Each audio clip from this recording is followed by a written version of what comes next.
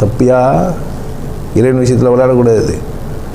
எங்கேயோ போய் கற்றுன வந்துட்டான் ஒரு மனுஷன், வளர்னான், விஷத்தை அவனே குடித்தான். இப்போ குரு ஏமாத்தனா கடவுள் பார்த்துப்பாரு, அதுவும் பிரச்சனை இல்லை. நீ குருவை ஏமாத்தாதன்ற நான், நீ நம்பிப்போ. ஆனால் என்ன பண்ணு, நீ அங்கே போன என்ன பண்ணு, நீ கேட்கணும். குருக்கிட்ட, குருன்னு யார், அவர்கிட்ட போய் கேட்கணும். சார் உங்களுக்கு கடவுள் தெரியுமா, எனக்கு சொல்லிக் கொடுப்பீங்களா, நானும் அதை அனுபவிக்க முடியுமா அப்படி என்ன பண்ண அவங்ககிட்ட.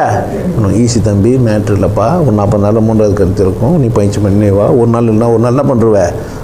இதுக்குன்னா தனியாக தில்லாலங்கடி வெள்ளம் செய்ய வேண்டியது இருக்குது.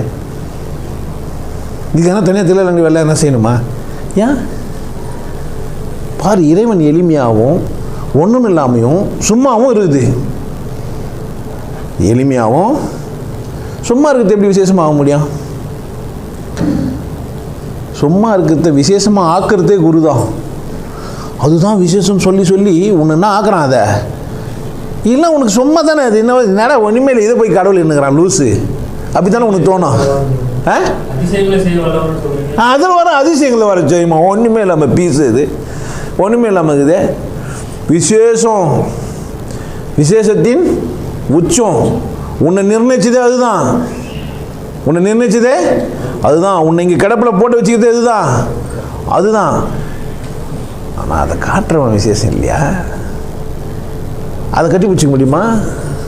அதுக்கு ஒரு கிஸ் கொடுக்க முடியுமா? அதை கூட உறவாட முடியுமா? அதை கூட பேச முடியுமா? நான் அலட்சியப்பத்தலை அதை. ஆனால் முன்னாடி பேசி அவனை கூட பேச முடிஞ்சிடும்.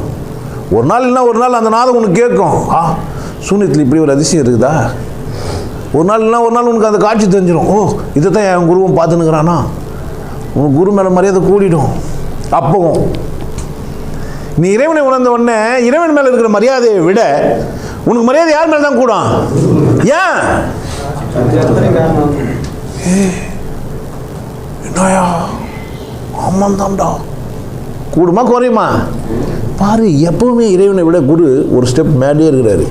ஏன்னு கேட்டேன்னா, தன் பிள்ளையை கொண்டாடுறான் கடவுள். யார? தன்னுடைய பிள்ளையாகிய குரு என்ன பண்ணுறான், அவன் கொண்டாடுறான். குருவாக்கி என்னவாக்கி கொண்டாடுறான்? குருவாக்கி.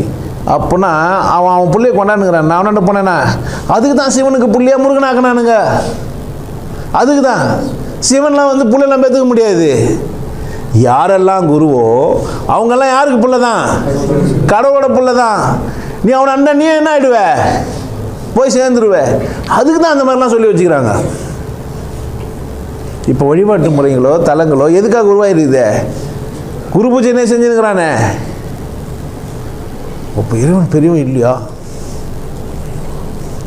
கிடையாது. பாட்டு சொல்லிட்டு போயிட்டுக்கிறாங்க. தொண்டர் தான் பெரியவர். தொண்டருக்கு தொண்டு செய்ய முடியும், இறைவனுக்கு தொண்டு செய்ய முடியாது. அவன் எல்லாம் வல்லவன். அவனுக்கு என்ன நீ செய்வ? அவனுக்கு என்ன மிச்சம் என்ன இதை என்ன செய்யறதுக்கு? ஆனால் குருக்கு தேடி பிடிச்சி செய்யலாம். சார் வெள்ளாட்டுக்கு பிடுக்க மட்டும் உனக்கு வந்து கட் பண்ணி கொடுக்குறேன், பத்து எடுத்து வந்து கொடுக்குறானே. விசேஷம் யோசிக்கிறான். சார் உங்களுக்கு ஜாக் டேனியல் தானே பிடிக்கும், ஓகே சைடிஷ் மட்டும்னா வச்சுங்கோ, காராபூந்தி. சும்மா உட்காந்து எனக்காக பேசிக்கிறானே. மாலை குருன்னா என்ன வேணா பண்ணுவீங்களா? ஆமாம், என்ன வேணா பண்ணணும். திமிரில் சொல்ல. ஏன்? உனக்கு கண்ணுக்கு தெரிஞ்ச யாரு? கண் கண்ட தெய்வம் ஐயா, நீ இந்த கலியுக வரதன் ஐயா. பாட்டு கேட்டிருப்பீங்க. யாருக்கு பாடிக்கிறானுங்க? ஏன்? குரு விசேஷம். அப்போ கடவுள் விசேஷம் இல்லையா? குரு விசேஷம் உணர்ந்த ஒரு மனிதன் மட்டும்தான் கடவுளை உணர முடியும். ஜீவா கிட்ட போய் ரகசியமாக கேளுங்க, சிவயோகி எப்படி விசேஷமான